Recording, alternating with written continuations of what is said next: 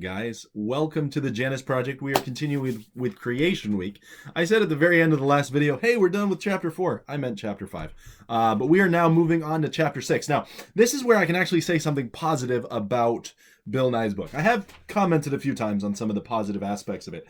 I believe this book is helpful because it's going to give you a good idea of how an evolutionist thinks. And if you are someone who believes in evolution, you may not know some of these facts. I think they're helpful. I think it's important to know the difference between an epoch and, all these things. He's going to get into some of these in the book, and I think they're really helpful if you want to understand evolution. So I will give him that. It is a good little primer on evolution, and I think it's easily answerable in a lot of ways. But Chapter 6 is one of the chapters on the origin of evolution. Now, on the origin of evolution, what he does is he starts off talking about Darwin's trip to the Galapagos and how some of these animals have similar features and therefore, perhaps like Darwin said, they did come from a common ancestor. We've talked about that in a previous video. We're going to spend a lot more time talking about it in a future video. But I do want to give you a definition of the word homology. Now, this is from the book, What Evolution Is. I've talked about that earlier in the videos and on the Janus Project if you want to know more about that. But What Evolution Is a book from back, I believe it was published in 2000. But again, it just gives some good definitions. And how he defines homology is he says, homologous, it is referring to the structure, behavior, or other character of two taxa that is derived from the same or an equivalent feature of their nearest common ancestor. And so the idea of homology is these two structures are both similar because they're derived from a common evolutionary ancestor. Okay. Now, it's kind of tough to use that as proof of evolution because if they are similar because they are the product of the common ancestor and they prove that there's a common ancestor, that's kind of circular reasoning if you stop and think about it too much, because there are structures that actually are very similar, but they do not derive from a common ancestor, and he gets into that later on in the book. So there are times where we can look at physical similarities and they just are that. They're just physical similarities. They are not actually homologous because they didn't come from a common ancestor. Now, the definition of common ancestor is a little different based on whether you're a creationist or an evolutionist, or I could put it another way, if you believe in microevolution versus macroevolution, your definition of common ancestor is going to vary. And so if you are believing, like Darwin observed, that Darwin's finches on the Galapagos all come from a common finch ancestor, I would agree with you. They all do. But one of the things you see a lot of times is they will use the idea of the hands, wrist bones, arm bones, all the way up here. And they'll say, ooh, if you look at a bat wing, if you look at a human arm, if you look at most mammals, if you look at a whale flipper, they all look very similar. So they must all be homologous because they all come from a common ancestor. I would disagree with you on that. I don't believe they all came from a common ancestor because what we observe in science, keyword observe, is that all the whales came from a whale. All the humans came from a human. All the dogs came from a dog. We do not see that crossover. Anyway, that is about all I have to say about Chapter 6. Chapter 6 is a really long, drawn-out history lesson of evolution and how we got to where we are, why we have the belief in millions of years like we do. It's a lot of historical stuff. The one thing that I am going to disagree with him a little bit here, he gets into a discussion of Lyell and some of that, and so I'll get to it here in the chapter. He says, so this is Hutton talking. He says, the Scottish naturalist James Hutton studied Earth and its natural processes. He is generally regarded as humankind's first geologist. He reconsidered the idea that the Earth has always looked the way it does now. His writing is hard for me to follow sometimes, as it's a florid prose, no doubt designed to impress his colleagues. But try this one. Time, which measured everything which measures everything in our idea, is often deficient to our schemes, is to nature endless and as nothing. And so he translates this for us because that is very hard to understand. And he says, I would rewrite his idea in this way. Time is part of our thinking in everything we do, and often we seem to have too little of it. In nature, though, there is no limit to the amount of time available. This insight, he continues, led Hutton to realize that landforms he observed were not the product of a creator clocking in for just 6 days of work and heading off for a little R&R, which again is Funny, haha. We obviously don't believe that as creationists. Okay, we believe a lot of the land masses are a product of tectonic drift. We do believe that a lot of the layers, a lot of them, not all of them, a lot of the layers are laid down by the flood, which would explain why, in the Cambrian Explosion, you have a sudden influx of life, because that's probably where the flood began to just squash everything that couldn't get out of the way. We can discuss that later. And again, he continues. He says, instead, the geology that Hutton observed and documented was clearly the result of countless years of steady change. We would all agree with that. Okay. He rejected the standard story that there had been a great flood. Okay. There's a little more complexity behind it. A lot of it had political views. Okay. They were trying to get rid of the Mosaic system and some of that. And so you can read The Long War Against God to get more information on that. But there is more to it than just simple science. Science and politics have always been connected.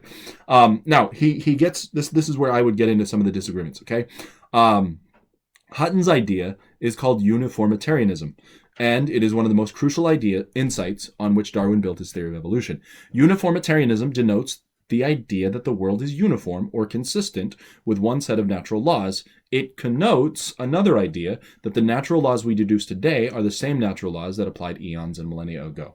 Okay, when I've read into this, I prefer to use the terms uniformity and uniformitarianism. Uniformitarianism is this idea that the present is key to the past. It is what we see today must be, what we've seen. And so if I see slow changes within a species now, I can extrapolate backwards and think that perhaps over a long period of time, there were vast changes within a species. In fact, to the point where it becomes a whole new creature. That's the idea of uniformitarianism. Uniformitarianism, which was put out by Hutton and Lyell and Darwin and some of these guys, is this idea that what I see happening today, I can extrapolate back throughout time and just, what happens on the micro scale, if I drove, 5 miles an hour, then if I have driven for 30 hours, then I know how far I've driven. Okay, but speeds could have changed, direction could have changed. There's a lot of stuff that could have happened there. Okay, so that's why the idea of uniformitarianism I would reject. But the idea of uniformity is actually the part there that he talks about, where we believe in uniformity, that all the natural laws we see today have operated throughout history. So when you run water over freshly laid down sand, it erodes. That's just a fact of nature. But depending on how much water, depending on how long it runs over it, depending on whether or not there were other things in the soil, those are going to affect the amount of erosion, and we'd all agree on that. But when it comes to living things, it's not as simple as, I'm watching this finch beak change, so therefore, if the finch beak can change over time, then maybe it can change into a completely different creature. Because what we actually observe is when the environment changes, the beaks and things like that will change to match the environment. But the moment the environment changes back, which it does because nature is cyclical, the beaks change back. That's what we observe. In fact, we can do experiments on fruit flies and bacteria, and we can replicate what would be in human lives millions of years. And those bacteria do not become anything other than bacteria. Those fruit flies, even though they may, sprout a mutant extra set of wings or something, they do not become anything other than fruit flies. And so that's why I think this idea of uniformitarianism is mistaken, because you cannot extrapolate back beyond reasonable amounts, because we do not know what the environment is doing. And by evidence of experiments that have been done, we cannot make things develop into anything new. That's just a limit to it. So he has some really good history here. He has some really good explanation of various things, but there are some aspects here that I would disagree with. He says this: by the 1830s, the British scholar Charles Lyell elaborated on Hutton work. I like to say Lyell calibrated the world. He measured how quickly or slowly sediments were laid down. He estimated the age of rock layers by measuring them and integrating one age or period of time with another. He was establishing a timescale of Earth. But here's the thing. We have seen at Mount St. Helens, we have seen that rock layers can be laid down incredibly fast.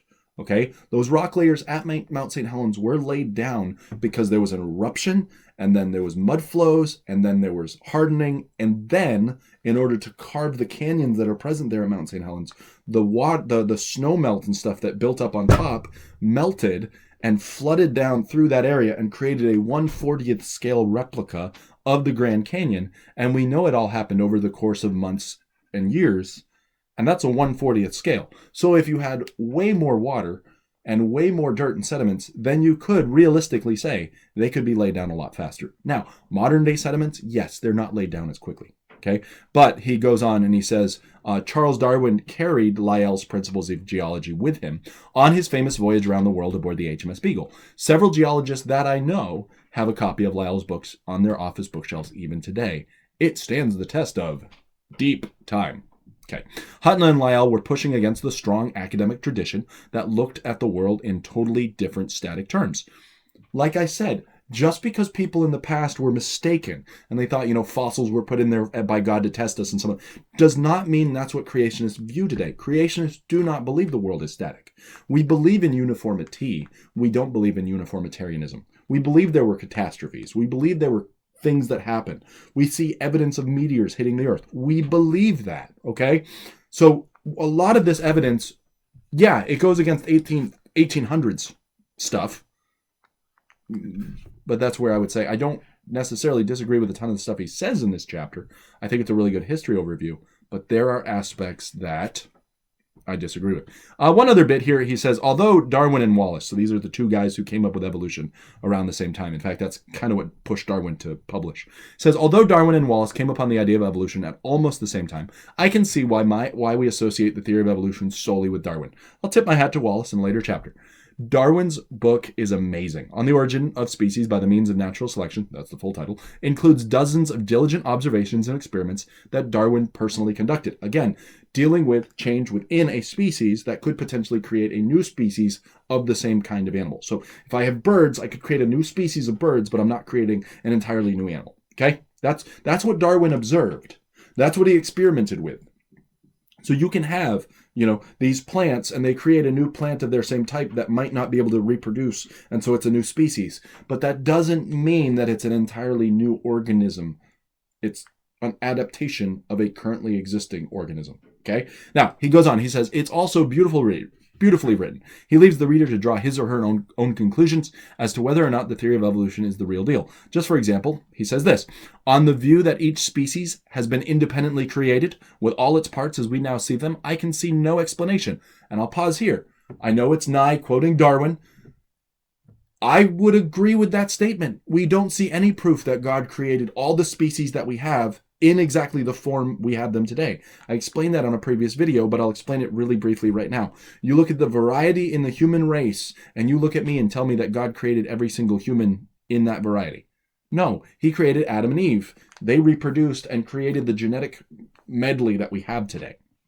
You look at the dogs. There were 2 dogs who came off the ark, and you look at all the dog breeds. That is because, genetically speaking, they had the ability to adapt to their environment. We agree with that. But this is where the straw manning happens, because there's all these things that are brought up that say, well, God didn't create every animal in exactly the form we see today. Of course. I believe he created the kinds of animals. He created the bird kind, if not maybe multiple bird kinds. He created multiple dog kinds, probably. He created cat kind, and etc. We do not believe that God created every single individual species. He created a dog. He created cats. He created various varieties of birds. He created various varieties of insects, various varieties of annelids, and so on and so forth. So this idea that on the view that each species has been independently created with all its parts as we now see them, I can see no explanation. Agree. But on the view that groups of species have descended from other species and have been modified through natural selection, I think we can obtain some light. That is where I would disagree, because we don't see evidence for that. Except if it's, let's say, salamanders that become trapped on opposite sides of an island and thus become 2 independent species. They are still salamanders, but they may not be able to interbreed with each other anymore, so therefore they are now new species. So if you're saying that the salamander species that are trapped on either side of the island came from a common salamander, I'd agree with you. We see evidence for that. That happens. But if you're telling me that some mammal crawled its way back into the ocean and became a whale, there are so many modifications that need to happen that is far-fetched, and we don't see the evidence for that. And we'll get into some of that later. In his writings, Darwin makes it clear that he cannot state whether or not there is a creator in charge. This idea was impossible to prove or disprove then, as it is still today. And I would agree. We can't prove or disprove that there's a creator. But there are fingerprints all over the place that if you're looking, you'll see. And that is why I would say, yes, there is a designer who is a creator, and then we'll go further and we can prove who he is from that.